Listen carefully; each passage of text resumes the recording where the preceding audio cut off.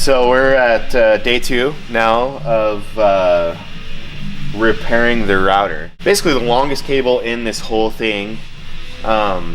It just wore, and it finally, I think, broke, and it was having an intermittent connection. We had to run literally this cable, as you can see here, all the way up through here, through that track, through here, down, all the way down here, through here, and into the cabinet. I'm soldering here. I was here again last night till about midnight, and I finally just said, screw this. Please don't f***ing drop it like I just did.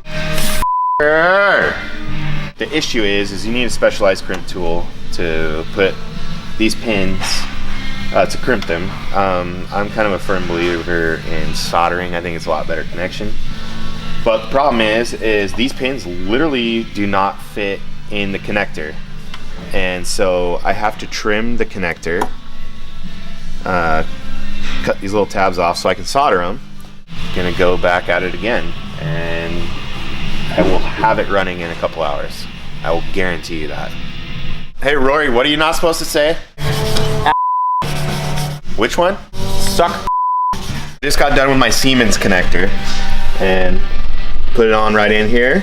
So I'm gonna fire this sucker up, and all these LEDs need to be doing the same thing. If they're not, then we're not good. Are you kidding me? And it's no good. I just reconnected this connector. I don't know if I had it on there solid. Big Rig's gonna throw the switch here real quick, and we'll see what we got.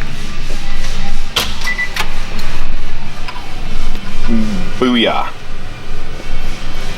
Booyah. Grandma. I think that's right. All right.